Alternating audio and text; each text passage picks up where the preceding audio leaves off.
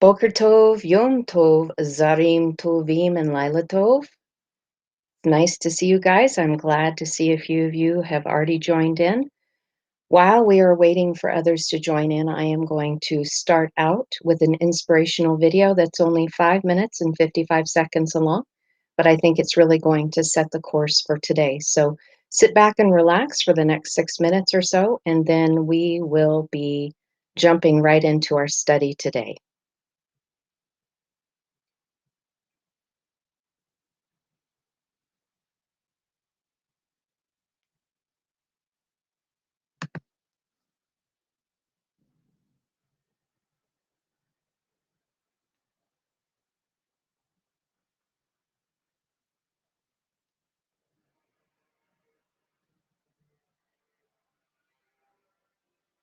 What is the one thing you desire?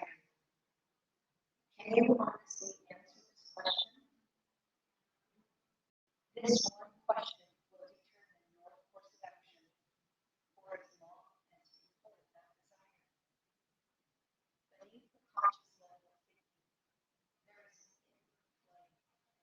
Unless it has been lit, there will not be combustion for life or forward fortune. While I have the ability ever weakened, it is my presence, the spark of life. Some know and others do not. In this case, it stays hidden, seemingly blind, with very little tenderness, even in the hearts of others.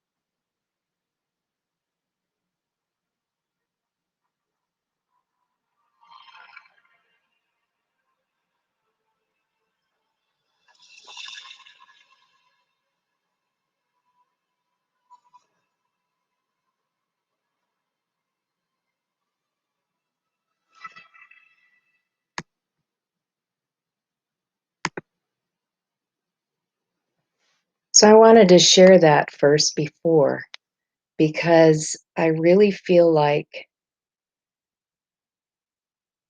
oh, that's sad that it's mumbled audio. I'm not sure why it didn't come through. I probably had some of you dump out. What I'm going to do is I will repost that on YouTube and I will post it on Facebook so that you can watch it afterwards. If you were able to catch it, if you were able to hear it and it wasn't muffled and garbled, then it really sets the tone for what we are going to be discussing today. And I am going to be discussing the ego, but we're going to be coming from a different perspective. I'm not coming through Freudian, or I don't know if you call it Jungian or Jungian. I don't even know how to pronounce that. I'm not going to be presenting it from that. I'm going to be presenting it from the Hebrew aspect. And we're going to be looking at the book of Genesis for this, and we're going to see how it connects to quite a few things. And it was really spurned on by a creation that was done through, or a conversation that was done on Facebook that actually came out of posting that I was going to be doing this discussion today. And it was beautiful. My friend Renegade, uh, and my friend Marita were commenting. And I believe my friend Jeff Button also joined in there.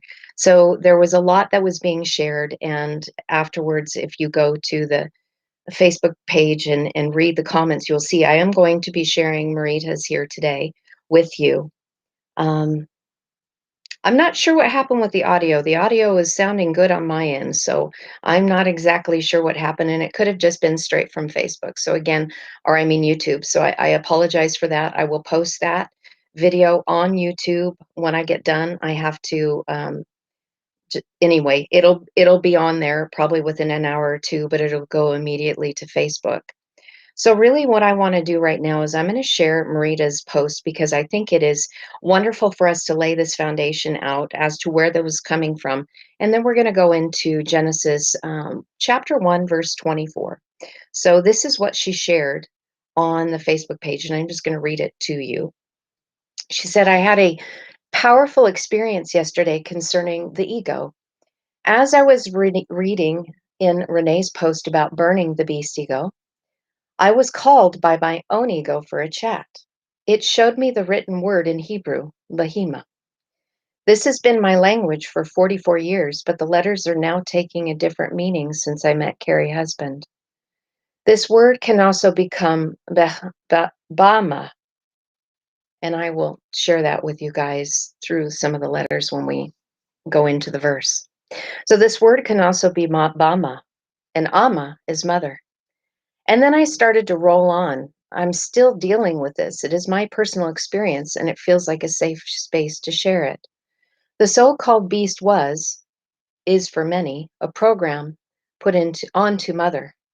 Eons ago, we came with the mother essence from birth, and it stayed with us to guide us with pure love. When humanity fell into a duality game, this mother essence was covered, restricted by a program, a kind of cage that was distorting, veiling mother, giving the beast name. So yes, there is a hidden part of the so-called ego, and it's up to us to remember mother in us, men and women alike, and remove that veil and program. You can choose to burn it, but it's with the sweet fire from within our heart. This beast was truly a veiled up mother, the one who took care of us, being always in the path of light. The letters were distorted to bring us fear and lower our vibration. Humanity lost the mother side for a long time, and now it's coming back. We are all feeling it. Women are the carriers of this essence, and we are unveiling the so-called beast to find the truth, the rising divine feminine. I hope I made sense until now. And there was a follow-up that I was shown. When this distortion is aligned, the mind is affected and is ready to open to receive spirit, soul in the human, in the body without resistance. There is a unifying of soul, spirit, mind, and body taking place, embodying the soul. This was long. I hope it's clear. I always try to make it simple. Anyway, I wanted to share that with you because it really gave me a chance to see some things in it that allowed me to take a look at the beast as far as it's written in Genesis through the different lens and by the transmutation of a simple letters such as the or a hey to an olive, and I will explain that. So, um, anyway, let's go and take a look at the verse itself, and that will be helpful as we're going to get into it. We are going to start. I am going to start a little bit of a foundation, though, as a review, because this is going to be very important for us to see this and to comprehend it while we're looking at this.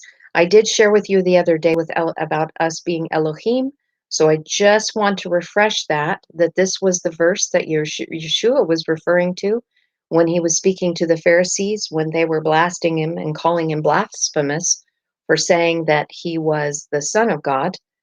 He had said, "Doesn't your own scriptures say that ye are as gods?" Well, this was the psalm he was referring to, and it says, "Gods, you and children of the Most High, all of you." Again, I don't read that which is in the brackets here because the translators put that in for grammatical reasons. But the word that was being used in here was Elohim. I said, "Gods, Elohim, you are," and then children. And this word of the Most High means children of ascension who are in their flesh, the lower flesh nature. So, again, I wanted to share that one with you because it's going to be moving us forward. And then I wanted to remind you that this was actually connected to Genesis 1:1 because it says, "In the beginning created God." So, in the beginning created Elohim and then the language. So, as the Elohim, we were created in and through the language, and we created the language as well. The language that is of the heavens and of the earth, connecting them together through the Vav. I have gone through this verse before. My husband has shared it before. But the one thing that is really important for us to establish in this is a word that is found in the beginning. So it's translated as Bereshit, but we have a word here, Reshit, that if you take a look at it, it means chief and beginning. And in that, it means to the first in place, time, order, or rank, especially a first fruit. So in the beginning were the first fruits. And it's interesting because we can see that it's bara. It is the creation, the word that means to create twice, two creations. And this is a good reference between mother and father, the two that were created in the beginning. That is part of Elohim. So I hope that you're connecting some things here. I'm going to close some of these screens down because we do not need to see them. But it's important for us to realize that we're talking about principalities and powers here, and that as we share these verses, we are actually establishing the principalities and the powers. My husband said the other day when he was in the chat room when we were doing this live stream that the pole shift is really about the principalities and powers that are going to be shifted and moved and replaced by our authority in realizing again who we are, remembering who we are, that in the beginning, the first fruits were here and they created. And so this is why the revealing process is so important and why I wanted to talk about the ego today, to be able to connect it and see what some of these verses say. And there's a couple more that I will be doing in the future because it led me on an awesome rabbit trail this morning about man being created in the image and a whole bunch of other things that answers many questions that people have been presenting to me. So I'm excited to be able to present it to you in these live streams as we go through the word.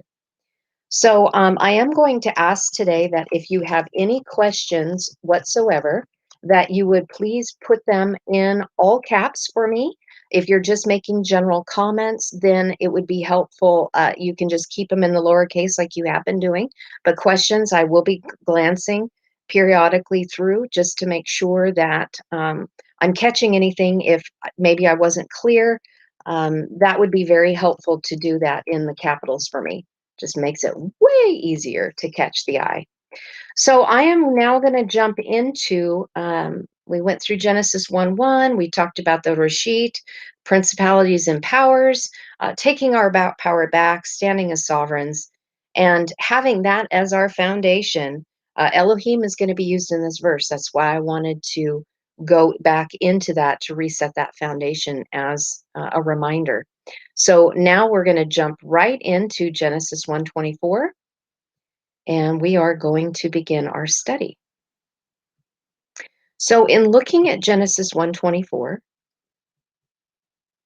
and said God, let bring forth the earth the creature living according to its kind, livestock and creeping thing, and beast of the earth according to its kind, and it was so. What I just read to you was the mechanical translation as the translators did it word for word based on what they were seeing. So in the beginning, the word that we are seeing and said, it's very interesting to see what was added to the beginning of this word. Now, for those of you who haven't followed my teachings for a while, or maybe this is the first time, or you haven't seen very many, this will be probably some new information to you, but others who have been on teachings before, this will just be a refresher for you, inculcation, so that we can get these things over and over again. Helps us to cement it into our memory so we can recall it when we begin entering into the study on our own time. So what I have highlighted for you here is on the prefixual side of the root word itself. Whenever you see something on the prefix side, and I should say this before we go any further, that Hebrew is read from the right to the left and not the left to the right. In the United States, English is totally upside down and backwards. So we start in Hebrew from the right to the left. So on the prefix, which would be the right of the word, is a representation of mother in her teaching. Her job is to establish accountability within us so that we are understanding how to operate in the best way that I can summarize it as the golden rule, that we would treat others how we would want to be treated. And I've said many times before that if you punch somebody in the face, they're probably going to punch you right back. That is mother allowing those things to happen so that we would learn that that's probably not the most appropriate way to handle your fellow man. And so golden rule is very important, and she's going to be establishing that on the prefix of the word. This is also where mother teaches us the journey through the language, the olive through the tav, as every letter has a meaning. And when you look at those meanings and you string them together, it actually pens out and tells and shares the spiritual journey all the way starting from the olive and seeing that there is a strong leader and all the way to the tav, which is the mark and completion of the sign of the covenant, that you've made it through your journey. So she begins teaching you that to get you ready to the place where you're at the age of accountability, which means you can actually enter into the state of betrothal. This is the language where we heard as the bride. So there's a process of connecting us, and why her teaching is so important to connect us to becoming the bride who is set apart. And the bride's job is to work on her garments for the day of the wedding. If you've listened to the teaching series, The Wise and Foolish Virgins, we did discuss that the passage where it says that they took their vessel and filled it with oil, it had to do with garments, and it said that they were garments of light that they were fashioning. So again, it's really important that we go through mother so we have the accountability, accountable for our actions, enter into the bridehood where we are working on our garments of light so that we can enter into the training process. So once we've become bride, we then are learning and training ourselves up to the place to enter into intimacy in becoming queen. This is when we enter into the actual bridal chambers where we come out as revealed, now being the king and queen, revealed. So think about that, being revealed in our garments of light. That is so amazing, considering that we have entered into the age of the revealing right now. The book of Revelation is actually called Giliana, and Gala means to uncover, and it means the revealing. Apocalypse means revealing, so that's just the Greek word for it. And so what is it an uncovering and revealing? Well, those who went through the process, because it's Giliana, Gala, those who gathered what they needed to, the instructions that gave them the power to take the spiritual path so that they could be revealed in and through their power as those who are uncovered, who found the Mashiach, the Christ anointing. And this is the activation of our light bodies. So, having said all of that as a foundation, what do we have here on the prefix?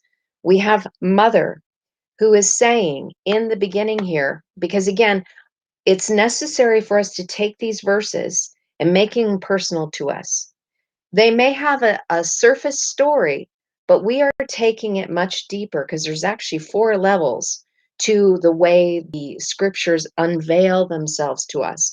And so I am beginning to take you into those deeper mysteries that you wouldn't see on the surface reading by understanding mother and father and connecting to source within at the root structure. So mother in this word is she's already starting out saying, connect to me, become humble and teachable, and I will give to you 2 visions. So remember, when we were going to Genesis 1:1, there was bara and bara. There were 2 creations. So there were 2 visions that were being presented in the beginning that was meant to raise up the first fruit leaders who were of the Elohim that did create. So they created mother and they created a father. And these 2 visions are which we take upon ourselves as the work and deed of our hand in order to manifest the power in our life. And this power is those who keep their hands open, meaning that they give. They do not take, they give. So this mother is coming saying, connect to me in humility and teachability, and I shall give to you 2 visions so that you have the ability to see where you need to head, but you must open your hand to receive them, because really there are 2 visions that have become one. The reason why I say that, there's a little dagesh there, and I'm going to see if I'm going to increase this a little bit bigger for you guys. There you go, that might help. There is a dagesh in here, which is called a strong dagesh, which means that there's literally 2 yods that have become one. And the way you can tell that is taking a look at how the pronunciation, you can see that there are 2 Y's here. That is the sound of the yod, and it's 2 that have become one. And this word amar means to say, speak, utter, or to say in one's heart. I think you get a general idea of what this means. But inside this word, we have mother. We have and then we have, that's mother, and then we have mar, which means bitter. So this is actually how you spell myrrh in Hebrew. So it's bitter. So mother is speaking something to you that is going to be bitter at first. And in actuality, when you apply this to where we are today, because these teachings have not been provided to us, we are literally having to enter back in as little children and literally learning our ABCs. And that is very difficult to do if we are entering in a place of adulthood. Little children are sponges and they pick it up. But when we're in a maturation age, like I started studying these really at the age of 43, it was a huge humbling process of stripping bare and going through not such a fun process of trying to reorient myself, because mother, through the golden rule, has to reorient us on the outside. How do we work within the world that we find ourselves with other people? How do we orient ourselves with God? As we grow and mature, that concept of God changes. But in the beginning, there seems to be a source power that is higher than ourselves. So she is presenting a bitter message to us, and she's speaking to us. So think about it this way. She, as mother, is speaking to the Elohim.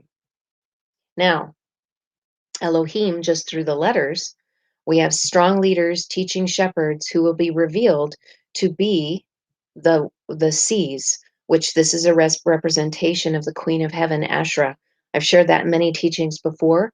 This is that which is seated on the right hand of the Father. So these are strong leader teaching shepherds that are not only going to be revealed as that, but they come forth with the revelation of a Father's teaching, because the root of this is really El. That's God.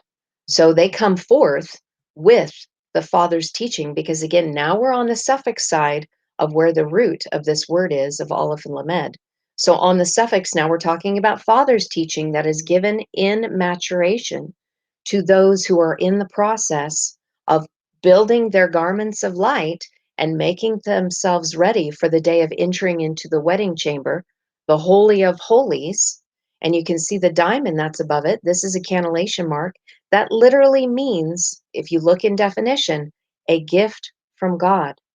So, Father's teaching in maturation as we are growing and maturing is a gift from God given to the Queen of Heaven for the maturation process, for the wedding day, for the day of revealing, where we have done the work and we are revealed as such, as Elohim. And then we have the word let bring forth. Okay, so what are we seeing here? I'm going to pop over and see if I have any questions so far. How are you guys doing? It's okay if you can't stay, Jamie. It's going to be on replay, so you can catch it at any point. And I'm not seeing that we have any questions. Good, good, good, good. Looks like we're moving through. Okay, so now we're coming to the point of let's bring forth. Let's bring forth. So the Elohim bring forth. And what are we bringing forth here? Sorry, I jumped out of that again and I didn't mean to. Still getting used to all of this. All right, so what are we bringing forth? This, in the root word, I'm going to actually take you down and have you watch this so you can see it. We are going down to the root of this word, to go, to bring out, literally, figuratively, directs in proximity. So we are talking about to go, or also to bring out, or to go out. Before we get too far in that, I wanted to show you something too. One of the reasons why it is good to study the languages and see for yourself, as that a word that simply has a few letters in its root. Sorry, you're probably getting sick with all that scrolling. Yod, Zadi, Aleph, these three letters, it actually has many forms that it's written in. And if you didn't see it, look at this, you guys. I'm scrolling through all the different forms and transliterations of this word yatsa, how it's been written in all these forms, all these different distortions. Distortion doesn't mean a bad thing. Distortion just means that going from the place of potential energy, it's kinetic energy, it's in verb form, it's in doing form. But look at all of these different forms of the word yatsa. Now, you would not see this.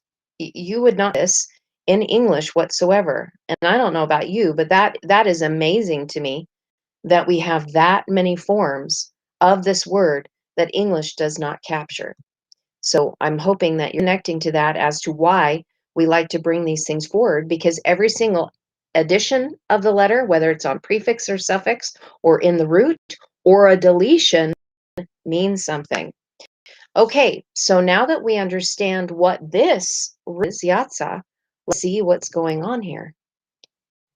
Well, the yod has been removed. Now, that's actually a really good thing to share with you, because I've said it in some teachings before, but again, inculcation. Every time yod is given, it is a vision that is meant to be connected to. So the vision is given. So think of it this way, casting forth a vision in order to be able to move forward in a direction so you know where you're headed. Vision is huge. Businesses can't survive without it. And really, a life should have a life plan of where you want to go so you can actually aim yourself towards there and get there. Well, and even in the English scripture, my people perish for a lack of a vision, right?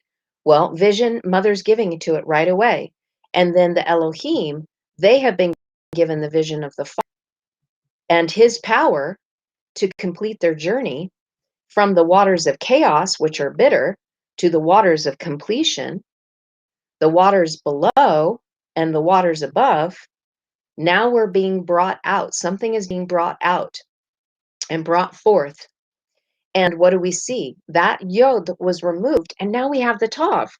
This means that it went from a vision into being connected and secured. And what was else was added was the tav here on this side.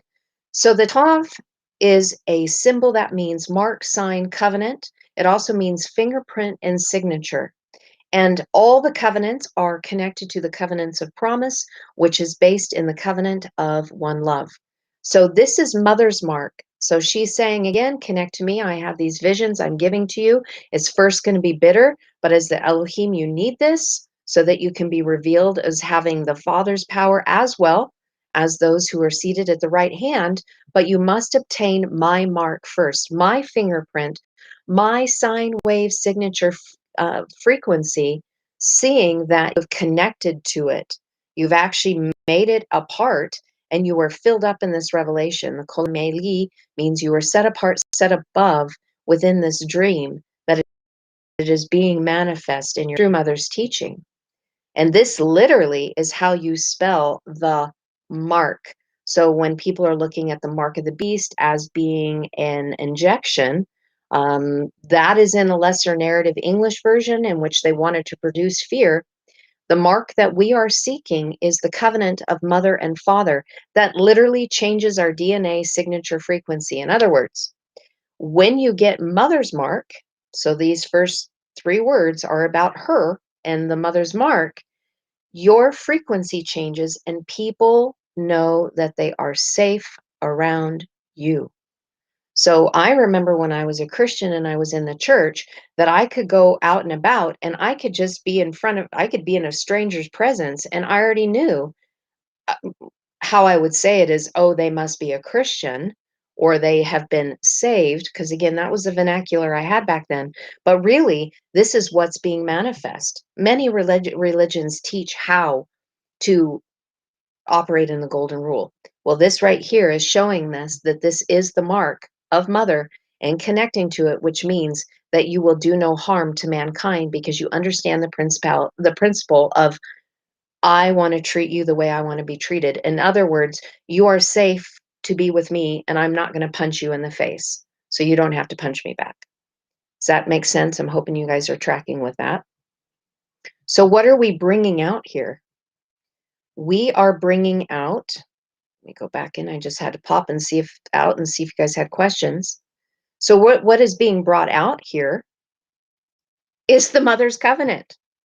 We're bringing forth a mother's covenant in the earth, meant for us to connect to as a foundational piece to be walking in the golden rule. Because imagine, you guys, if the entire world was walking in the mother's golden rule, where we were treating one another the way that we wanted to be treated. So if I wanted love, I would give love and it would come back to me. If I wanted peace, I would establish peace and I would make sure that I provide a peaceful arena for you to come into my space.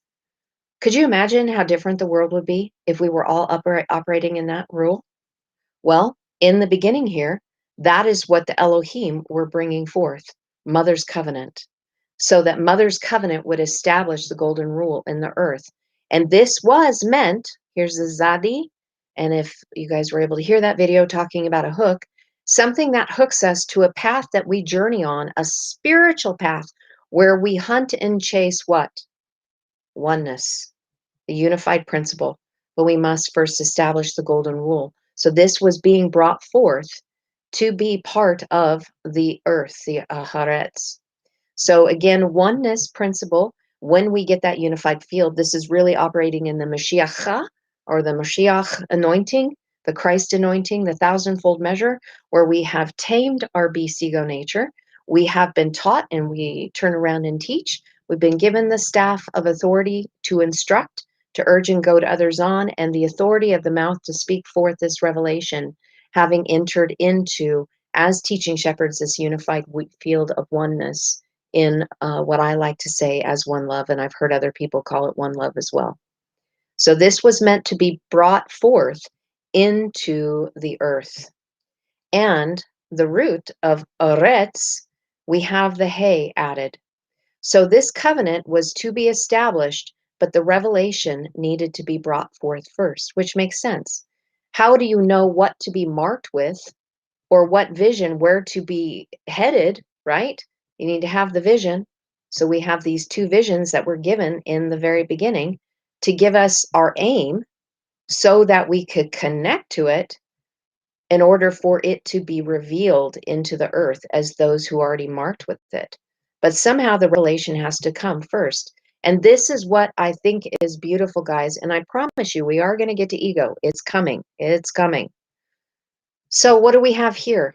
If you've seen teachings before, the Hey and the Aleph are the spirit breath. The Hey is the exhale of the spirit.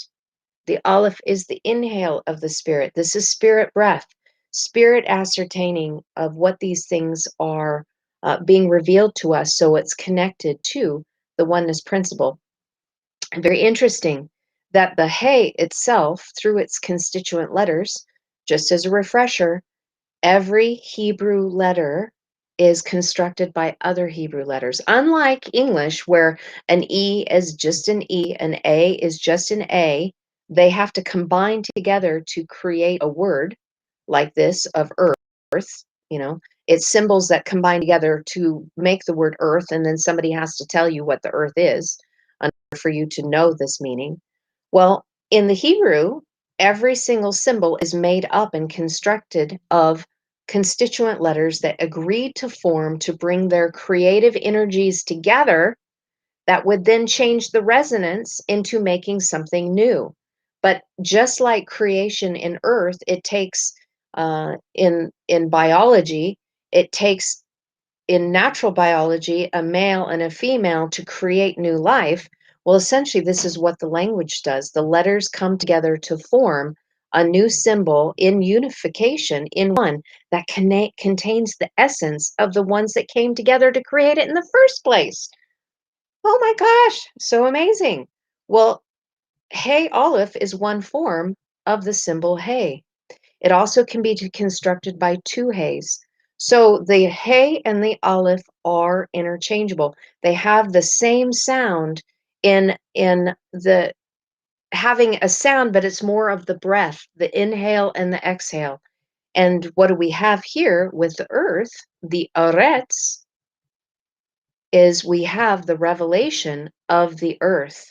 So what is the earth meant to produce? Well, here's a shortened form of the word meaning light. To reveal the light in the material journey. So we have a risen Zadi here, we have a fallen Zadi here. This is a spiritual path, this is a material path. One is the risen path that rises us up. This is the one that will keep us more grounded. So this whole thing, Mother's Covenant, is meant to reveal light in the material realm. Oh my gosh, that is so, so beautiful to be able to see that. You know, it's one thing for me to go when I dig these things out on my own and I'm just, going through my system when I'm meditating on it, but it's like when I get to bring it forth and speak it and share these things with you, it really stirs me and it makes me emotional because I'm declaring these things to you. It's one thing for me to see them with my eyes and take them into my inward self, but then to be able to turn around and then to speak them. I am bringing my spirit breath and manifesting this out to the ears that would hear these things. It just moves me. So I'm not going to apologize for tears when they come. It's just that's what happens because I'm hearing it from my own mouth and I'm declaring it because these vibrational frequencies are going through. So this is the revelation of the spirit breath that brings forth light in the material world, the haaretz. And then we get to the word creature. This is still not quite ego yet in there. How are you guys doing? Do you guys have any questions so far? I'm really glad to see you guys in here. I'm seeing lots of familiar names. I'm so happy that you guys are here. Hi, Micheline, I see you. It's good to see you on the live stream. Anyway, and yes, virtual hugs. I'm receiving them, Joe, and I'm sending them right back to all of you who are in the chat room and are here. And even if you're not in the chat room and you are watching, I'm sending you virtual hugs through the words that I'm speaking. So now we're going to move on. Now that we know that there's a revelation of light in the material world, we're going to get to Nefesh. Nefesh, the creature. This is a really good word for us to be able to understand what Nefesh is. Um, there are different stages of Nefesh, and in fact, Nefesh is involved in everything that we see manifested in the earth. Everything has nefesh, whether it is a rock, whether it is vegetation, whether it's a moving animal, or whether it's a sentient being such as ourselves that can actually communicate, because there's sentient beings out there that, anyway, there's different forms of nefesh, and nefesh is really what determines service to self and service to others. In the root here, we have soul, self, life, creature, person, appetite, mind, living being, desire, emotion, and passion. So this is, you could say that this is more like soul. So we have nefesh here, and everything vibrates. So even if it's not moving, a rock, when you take a look at it, you may not see that it's a living creature. The reason why it is living is because that rock has energy. It is a standing wave. It is a form that is held in shape, but it is still living.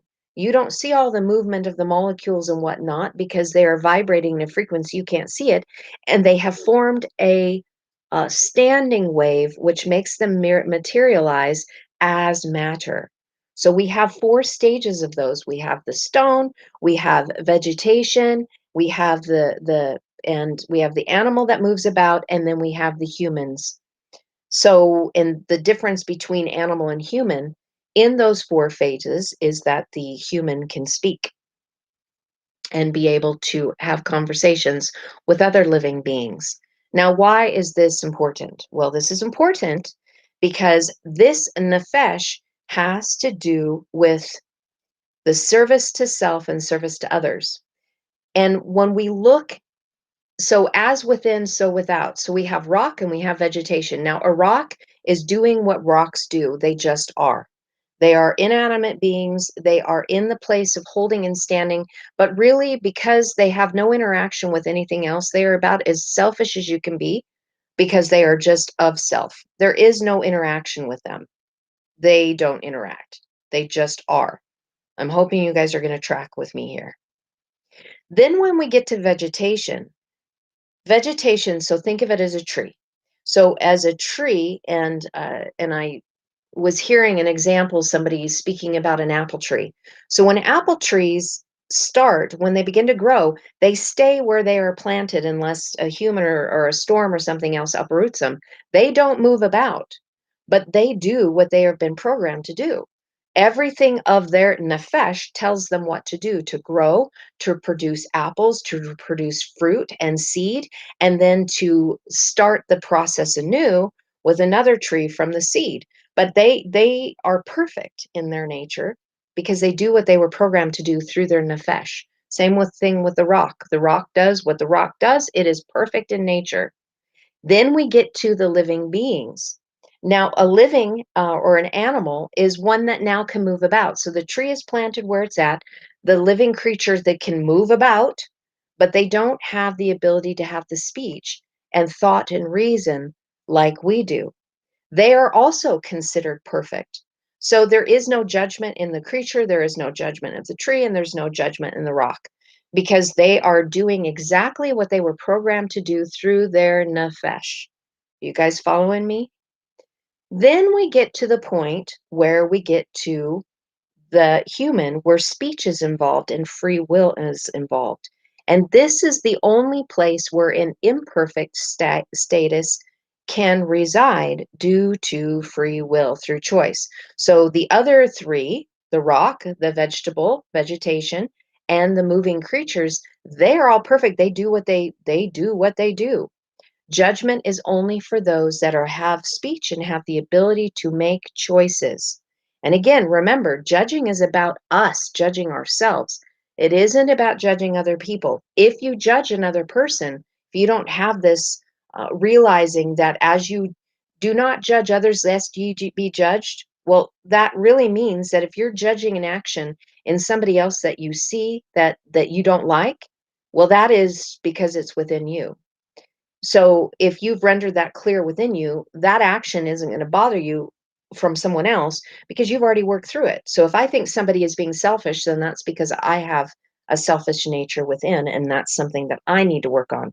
Has nothing to do with them. They're just a mirror to be able to help us. Hopefully, you guys are tracking with us or with this. Why am I sharing this? As within, so without. So without, so within. It is the same thing for us when we come into this world. When we are at the place where life begins and we are in the womb, we're like the rock. We're not doing anything. We're growing. We're in the mother's womb. We just are in an is status. And then when we come into the world, we cannot move. So we're like that tree. So we are programmed to grow. As our growing process, this is where I was saying about connecting the soul to service of self or service to others. I'm trying to get this all combined. So if you see me looking off in the distance, it's because I'm trying to be able to communicate this to you in a way that we can connect to nefesh, because this is very important to see that these concepts are already integrated into these writings so that we can understand about service to self and service to others, connecting even other outside writings like the Law of One to see where this was coming from, because it was written in the sacred writings for us to navigate to see what the maturation process looks like. So when a baby comes in, they can't move, right? They don't, but they are very service to self, and they have to be. If they need their diaper changed, if they need to be fed, if they're uncomfortable, if they're hurting, they cry and make it known. So that is a very service to self orientation, just like the tree is service to self, because everything is needed to take it in to do with the fruit, bring forth the fruit, the water, the nutrients, the sunlight, making sure that it's turning, facing, getting the most sun, getting the nutrients from the ground. Well, as a child comes in, it has to rely on others to be able to do that. So it is very service to self, and that is a good thing. We need those things for continuance of life, because that is how the child communicates to the mother that I have needs that need to be met.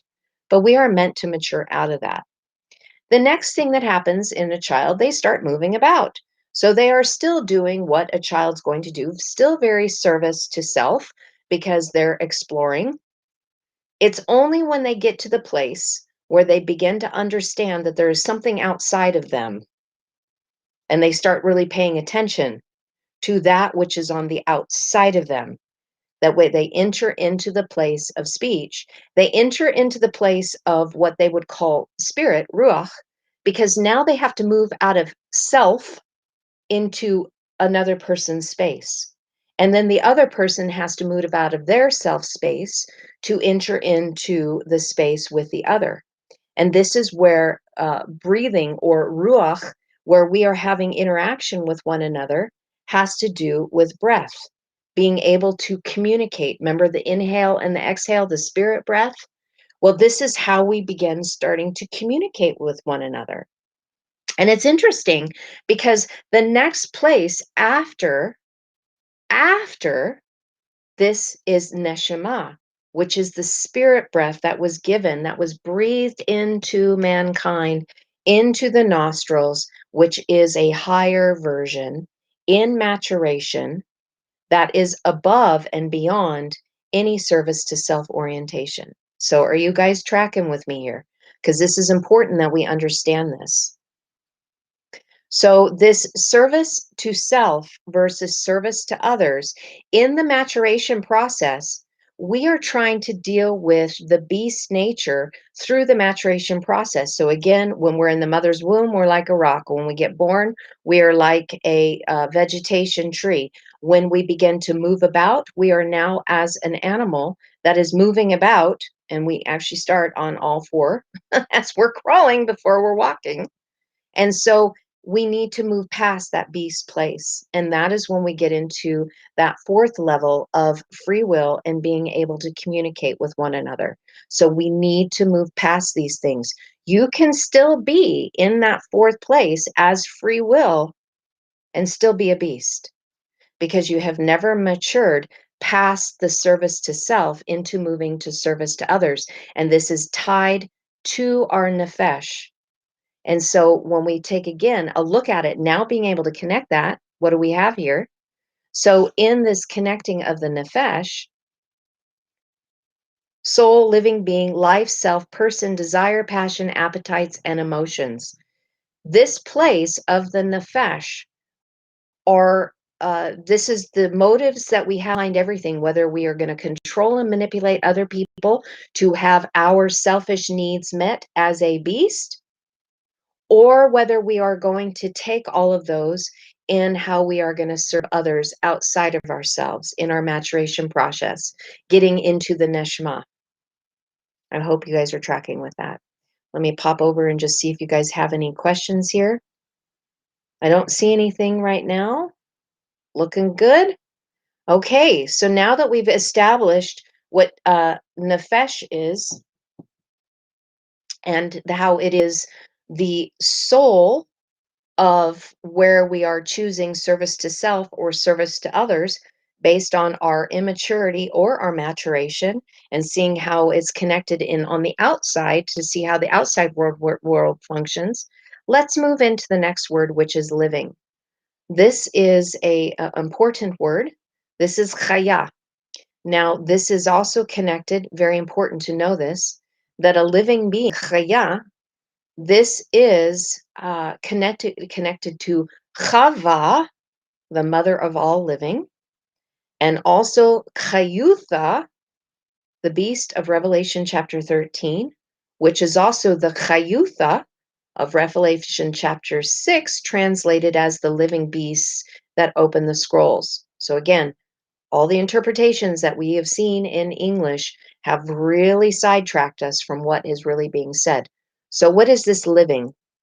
The reason why it is chaya from chava or chava, aka Eve, is connected is because the yod and the vav, remember, if the yod is given, then the vav is meant to connect to it. So this means alive. It means raw, fresh. It means strong. It can be, so where we were talking about plant and water, strong, also life or a living thing, whether literally or figuratively. Let's chase this down to its root. Here's the root, to live. Brown Drivers Briggs connects it with the vav. So in connecting to this, again, every time there's a yod, there is meant to be a vav. And vav, when you connect the vav in there, it is chava, the mother of all living. Compare chava, just showing you here, to show and to listen. The one with the aleph on it is also connected to Eve, but it's in both forms because the hey and the aleph are always interchangeable. The revelation comes in order for you to connect to the oneness principle. This is Eve's name, the mother of all living. And this is going to be important. So let that sink in for where we're going. So to live, or also to revive. So in looking at this, from where it was at, this is now the verb form of living. So what do we have here? We have that vision that was given. Look at this. Mother's giving it to us in the beginning, saying you need to connect and be humble and teachable. And now we have it moved on to the inside. These two visions that are the direction for us to go is now moved into the inside to bring forth life.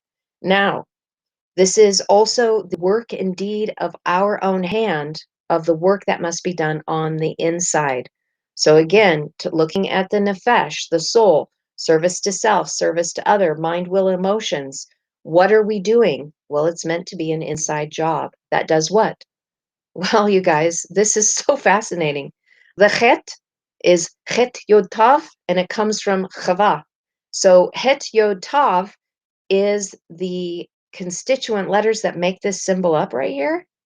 This symbol is the representation of life, and it means a fence that separates. It's also looks at as a window, those from the inside, from the outside of the covenant of life, which means those who are not of the living are of the walking dead, versus those who have found life through the covenant. And it is connected to the vision that is now placed on the inside. And since it's a Yod Dalet, we know the Dalet says that a door must be opened on the inside to see the weak and feeble place that is on the inside of you, so you can be given revelation in order to deliver yourselves from being weak and feeble. Weak and feeble is putting us in that lesser nature. So if we haven't matured past the beast that runs off of instinct, that is all service to self, that is what this is telling us to do. We need to deliver ourselves from that, from our soul urges and desires that are lower on the frequency, that are all service to self. And that the living, usually it's written as chet yod, is meant to reveal or have the Father's revelation being given to them as being revealed, having his revelation. And that is a great segue to the very next word. Why? Because it's according to its kind. Now, I want you guys to follow this, because this is amazing. So when we look at the root of its kind, we're going to trace this down. It's mem yod nun, kind and species. We need to go a little bit here. So from an unused root, meaning to portion out, to sort. Okay. So something that you wouldn't see is that we literally have mem nun that has now the yod added. Mem nun is a word that means like, or it's connected to be a part of, and it's like a stringed instrument, like chords that are strung together to make a sound, and it's to be a part of. Well, now this has power on the inside. So this mem nun actually is the root, meaning what is it, but it also means it's the same word for manna. So the manna we take in, that we're saying, what is it? Which is the living water teachings of Mother and Father. Father is hidden behind Mother, that is given to us in the waters of chaos, our veil of forgetting, is meant to give us power on the inside to overcome our fallen flesh nature. And that's right in here. Well, okay, so when we're looking at that, so knowing that, look what happened. If the root was mem yod nun, now it's a risen nun. No fallen flesh here. This is risen flesh.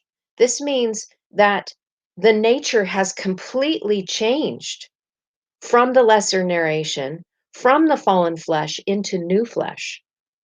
And how did that happen?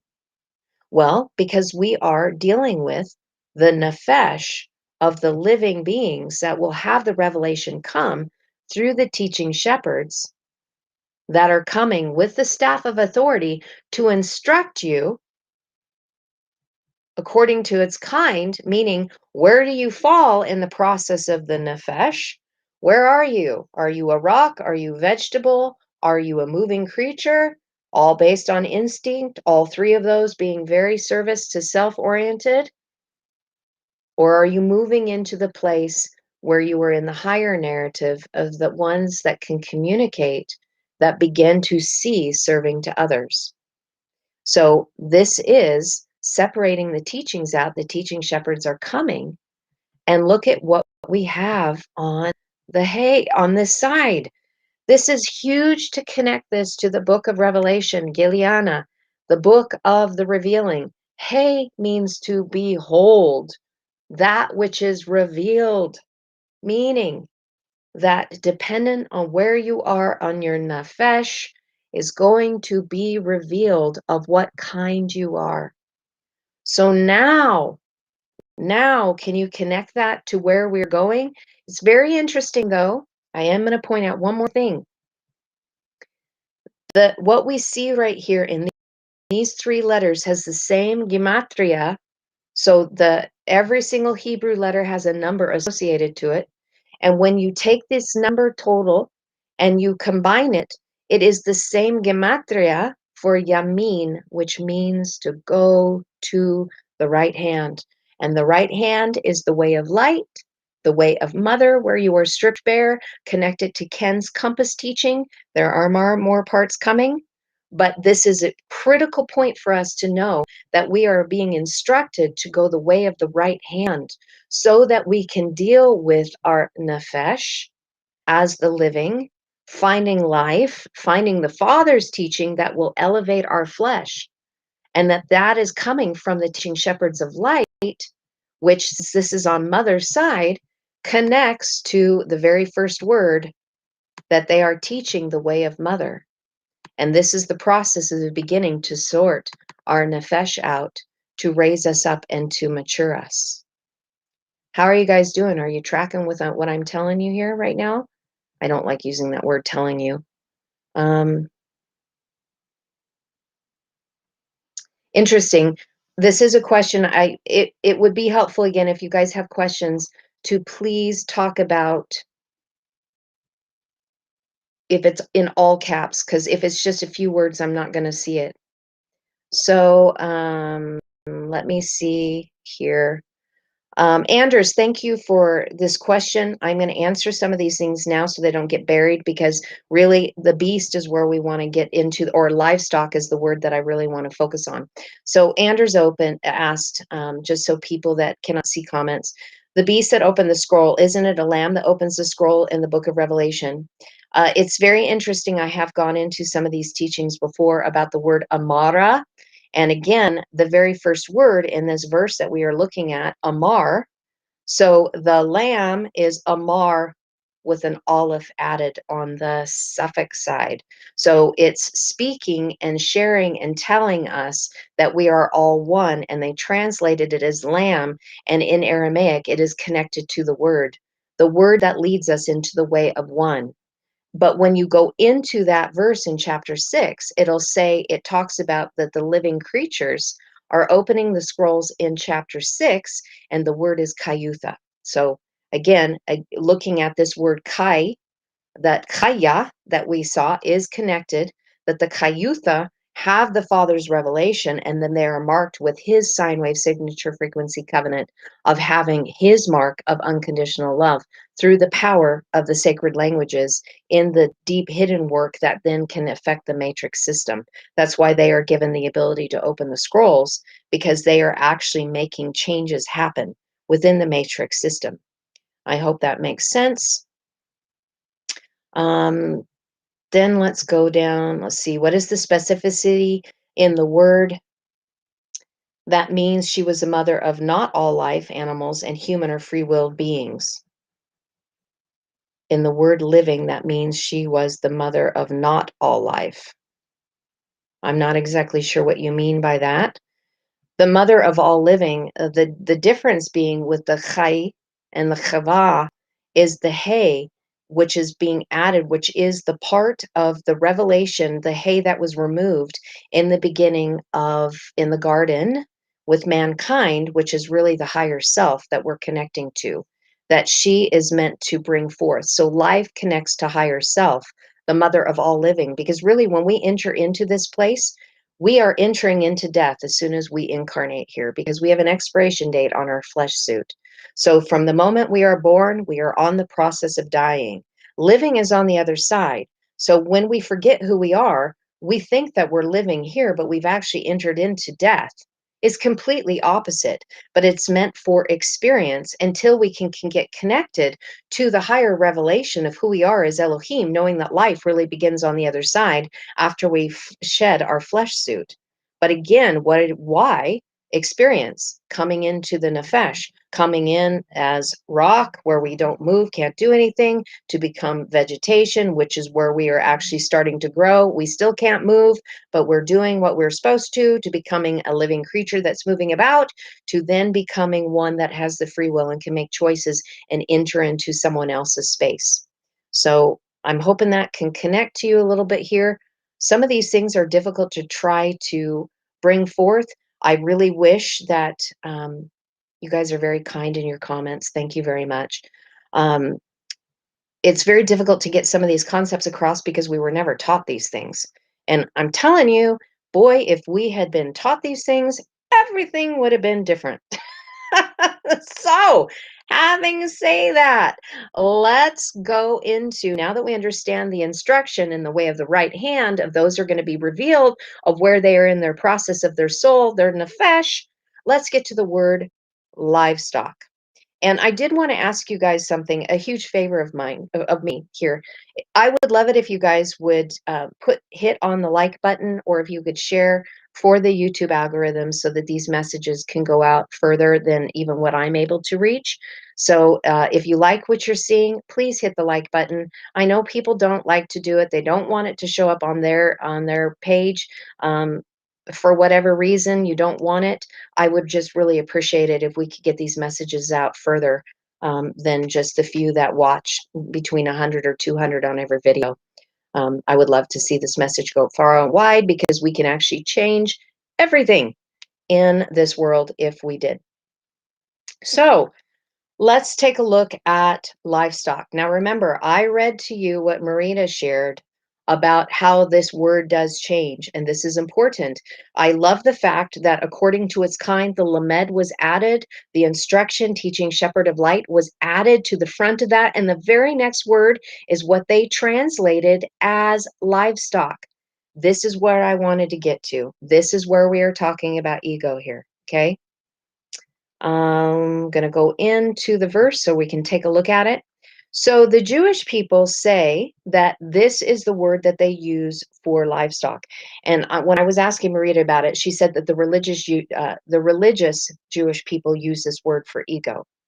But there are some really amazing things that are in this. Now, I'm going to take this into a little bit. We're going to go down and trace it out so that we can see what the interpretation or the meaning is. So it's from an unused root, probably meaning to be mute, specifically a dumb beast, especially of any large quadruped. Now, when we were talking about the ego, or when we were talking about the nefesh, this would be the place where it is entered into a moving creature. A moving creature. All of the writings are meant to instruct us. We need to make it personal to us. This is not meant to be a story that is just read as a bedtime story. This is meant to take it as an inward change for us.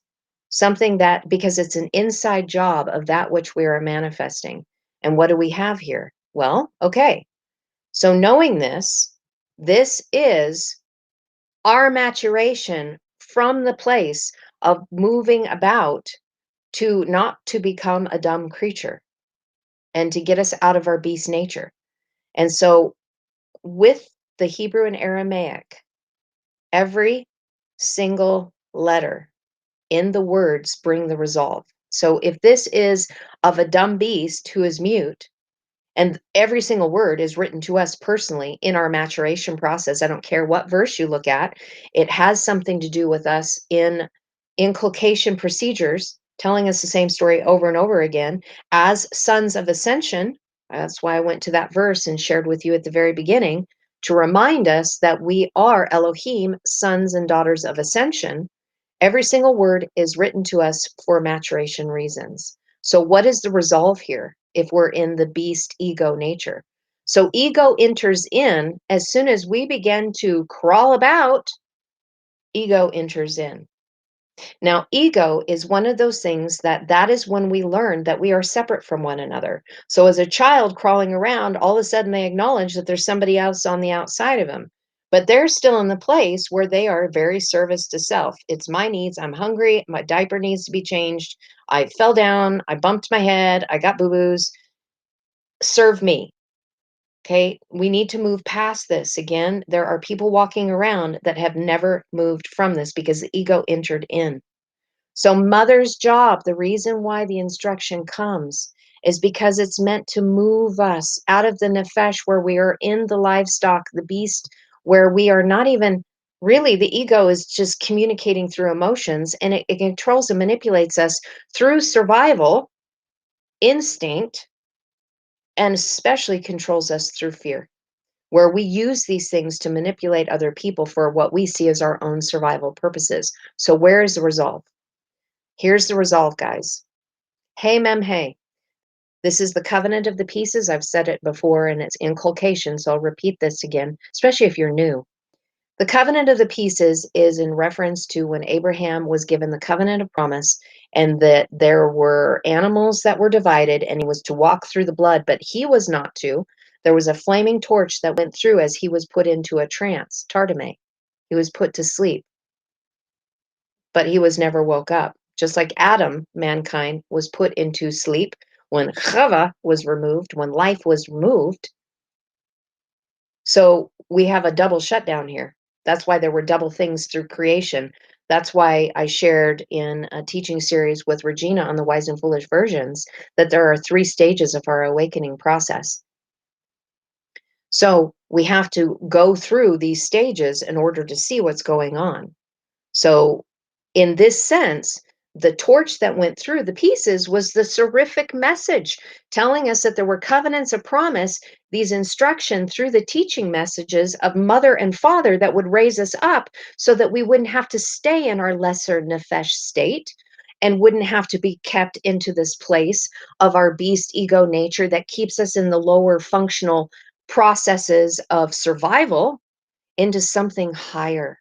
And you're going to see this. This is incredible to see where we're moving to. So, the revelation of mother's teaching and the revelation of father's teaching is meant to be given to you in the waters of chaos because you forgot. And why? And what do we have? We have the bet on the front. We've shared with you before, Bet Tav, the second letter, Tav, the 22nd letter, is the 222 process. Hebrew and Aramaic have 22 letters. The 2 means Hebrew, Aramaic. The 2 languages of the 22 letters that are to do what? Well, the Bet means inside, and it also means to build spiritually. So to build ourselves spiritually through the 222 process, the 2 languages of the 22 letters that are going to reveal to you mother's teaching while you're in the waters of chaos. Father's teaching is hidden behind, and that is meant to be revealed to you as well to lift you out of your ego. The beast ego, lesser nefesh, that is all service to self. Any questions on that so far? And yes, the book of Revelation does have 22 chapters on it. And just to answer something else, like the I see ears to hear, eyes to see. I can pretty much guarantee you that everything that is in English is only 5% of what is really being said. 10% if they're lucky. 90 to 95% of everything has been obfuscated because of not knowing the codes, not knowing that there was a mother's teaching, father's teaching, and a place of source on the inside that is teaching us as well. And because they had ulterior motives to be able to get us sidetracked. So I'm just going to say that out there for you that basically what you see in English is going to get you off track. So that's why we take the time to do these teachings. So and ears to hear, eyes to see. I love the questions. So nobody ever has to ask or apologize for having lots of questions. I'm the queen of 1,000 questions. I gave myself that title years ago. It used to drive my husband nuts. He's just kind of realize that's who I am. I drove my parents nuts with it. And so in the beginning, I had a ton of questions, and I expect that you do too. So I love questions. They make my heart just swell, because that means that you are wanting to be able to have this information. And I appreciate you saying that you totally believe me. But really, I'm not. I don't want to be teaching you guys from a place where it's pie in the sky and it's conjecture. That's why I'm showing you through the letters themselves, so that you're not just believing me, you're seeing what the sacred writings have been given to us, so that we can walk through this maturation purpose. That's the whole reason why I'm doing it. I don't ever want to tell anybody anything. I just want to show you, and then you can take the information to decide, what does this mean to me? How am I going to apply it? Is it applicable, or should I just flush it? Because your spirit's going to tell you what you need and what you don't. And some of this might be too much, if some of it might be too little, and some of it might be just right. I heard that this morning from a comment, that it's like Goldilocks and the Three Bears all over again. So if it's new to you, just listen with your spirit. If you're advanced, this might be, not enough for you. If you're right in the middle, enjoy the excavation in the process of the revealing of what we're getting to do. So now that we understand about the livestock, we've laid the whole foundation. Let's go into the creeping thing and then the beast. I love the creeping thing. This is an incredible word, and I'll show you why. So when we look at the creeping thing, and I'm going to try to end us just right before noon my time here. From Ramas, a reptile or any rapidly moving animal. So we're talking about a rapidly moving animal, not a slow animal like a cow or an ox. We're talking about a fast animal. So we have greater movement that's here, but there's some secrets.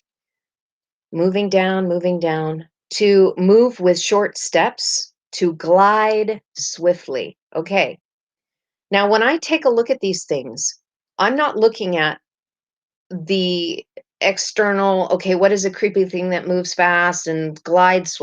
I'm looking at, what is this saying to me specifically?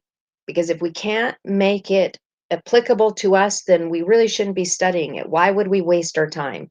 We don't need bedtime stories. We need blueprints to help get us out of our beast ego nature, so that we can do it, so we can become it, and then be able to become teaching shepherds to show others how to do it. So in this, to moving swiftly and gliding, what is it saying to us? I love this. I love this. I love this. You must. So again, this is talking about getting us out of this lower ego nature into the teachings that would build us on the inside. Here we have Mother again, that says, connect. Connect to me. Oh, good case in point. I can't move from livestock yet. The point that Marita was sharing with me, and this is why this Vav here, really, it's just, I'm feeling it burn in me right now. Spirit is all over this right now. Whew. That this word livestock, because the hay and the olive are interchangeable, this is the point that she was making to me. This word, once the exhaled revelation is then brought forward and inhaled, it changes to an aleph. And this word goes and changes to the word mother. I love it. I love it. Because the hay and the olive are interchangeable. So the divine feminine nature that she was sharing, that we're talking about, because hay is hay olive or hay, to combine, that means that we have the olive already within us. We have the divine feminine that is meant to come forward. And what is so beautiful about this? What is so beautiful about this is here the revelation of the mother and the revelation of the father, the covenant of the pieces, the covenant of the promise, the seraphic message of the system of duality between mother and father. The revelation is already within us when we are born, if we can just build ourselves from the inside out. And then we become mothers in the earth, and we bring forth that divine feminine nature that allows us to unify into one, because then this becomes Bet, Aleph, Mem, Aleph. So mother and father say, I am one. I am one. And what brings us together is while we're in the waters of chaos, we are finding this unified field of oneness, becoming the manifestations of mothers in the world that are instructing in the ways of light and love to help the rest that are in these lower nefesh areas so that they can find life and they can find it abundantly and that they will be revealed as teaching shepherds of life that have become mothers because they built themselves on the inside. They are swift moving creatures now because they walk having connected to mother out of being the beast ego nature that only serves self, to serving as being humble and still being teachable. And look at what we have here. We have a hidden word that means to exalt and to elevate through what? This sheen has the dagesh on the left side.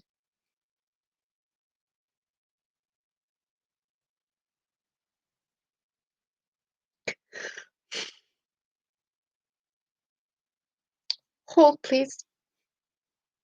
I felt the spirit moving on this, and I'm just having a moment here.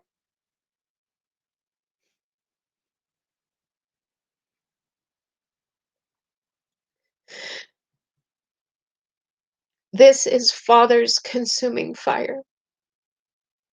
This is the fine work that is being done on the inside that exalts us and it raises us up as long as we stay teachable and humble. And in the beginning, look at this. This is Mar, and we were talking about it being bitter. And so that which was bitter in the beginning now has elevated us. And now it's no longer bitter because we've entered into Father's teaching that raises us up. This word right here, through the Gematria, is the word Shamar, Shin Mem Resh. So it has Shin in there and the Mar of the bitter. But what is this saying? It means to keep watch and to preserve. So in Mother's bitter walk, and notice that this is Mother's consuming fire, that this seraphic message, when we rise up to become seraphim as the Elohim, that we are watching and keeping watch and preserving these teachings that are meant to raise us up from being poor and destitute to first fruit leaders. And that it's the fire of Mother and the fire of Father, the seraphic message that went between the covenant of the pieces, that we watch and we preserve and we keep within ourselves so that we can teach it to others.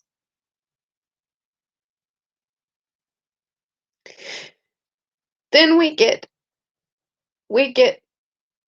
almost the entire kayutha here. And this is what I think is beautiful to tie this to the book of Revelation about the living that have the Father's covenant, is that we're just missing the olive here because we have the Vav and we have the Tov in the living. This means that they have found life. So again, look at what we have here on here of the living for when it was up here earlier. We had the Chaya, and now we have it through the process of being elevated through the fire, the consuming fire, Father, that consumes that lesser beast ego nature. Because again, what I was sharing the other day is that the altar, the brazen altar, the only thing that we were to sacrifice was the lower beast ego nature, and sacrifice it on the altar of our heart where we transmute those lesser frequencies of the instinct, survival, beast nature into something beautiful that is exalted. Now we get to move into the kayutha, and it's only missing the olive, but because of this conjunctive dash here, which is connected to the bride, it is connected to the olive of the eretz here. So this is the living of the earth, and it's connected to light. So what are we seeing here? Those that connect in humility and are teachable, that have connected to Mother, are also those who have connected to Father in meekness. They have the mark, here's that mark again, Tavav, which means they are exempt from judgment. This is the mark that we are looking for that is placed on the forehead. Go, please look at Ezekiel chapter 8 to be able to see what I'm talking about here. That are exempt from judgment because they no longer judge. They will not have harm befall them. And they are connected to the light of the earth. And how amazing is that? So the bride, the living, who is in their process of making her garments of light in her journey while she is hunting and chasing in the material world. And again, we have instructing to the same kinds. So the same word that we were talking about before is that now these living creatures, these living that have been marked, are the light in the earth, and they are to go forth, and they are to reveal this, the right hand path journey. They are to reveal this as light in the earth as they've gone through this transformative process. And the last two words, and it was so. This right here, and then I'll go back in and we can talk a little bit more because I'm going to have to end here soon. Yod he yod. This is the active form of haya. Haya is the root of the word yod he vav he, the tetragrammaton that is translated as capital Lord, which is the seraphim messengers of mother and father that come to instruct us in the way that we should go. And so right here again, we have connecting to mother and staying teachable as the presentation, the covenant of the pieces, the vision of the mother and the vision of the father, the work and deed of your hand, applying that which they give you as those who now give, meaning you're no longer service to self, but you are service to others, is because this revelation has been made manifest to you now on the inside. It has become not static, not a lump of clay, but an active form in the bride's life as she's continuing to make her garments, because it is her job to reveal her light in the world. And so it was so. This also means yes. And what do we see here? This is now the kaf. So those who have given, have their hand out, the power, they have grasped it. That means that they have bent themselves towards the teachings. They have chosen to yoke themselves. This is a cup that is choosing to be filled, kafpe, with the languages that bring revelation so they can elevate themselves out of their lower flesh nature. Wow. Okay, that was a lot. That was a lot. That actually moved me quite significantly, of seeing how mother is already within us and what the bitter walk and stripping us bare and building us up and our nefesh, in our maturation, in the place of infancy all the way up to the place where we become teaching shepherds of light that reveal light in the earth and show it as it's what we are doing as we hunt and chase and journey in this material world.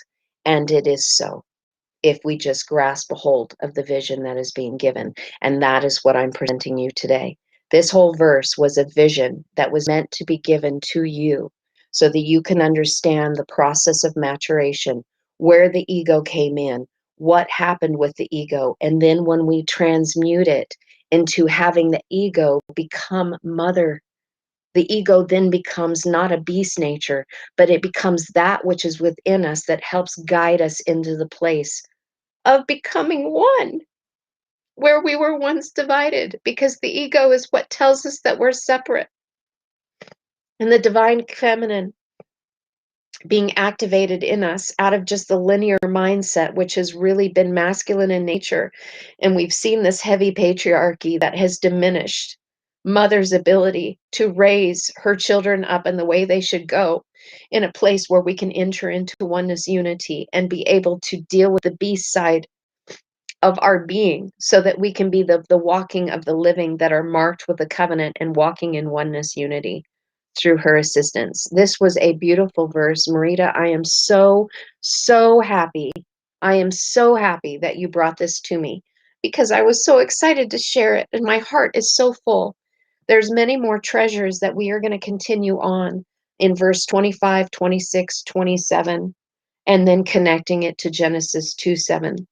And we will do that. We are going to do a progression of these because it is worthy for us to look at it, because the book of Genesis has to do with gene Isis, has to do with the revealing of the mother and our genetics and our DNA, with the creation of the Elohim, of what is being revealed to us so we can remember who we are.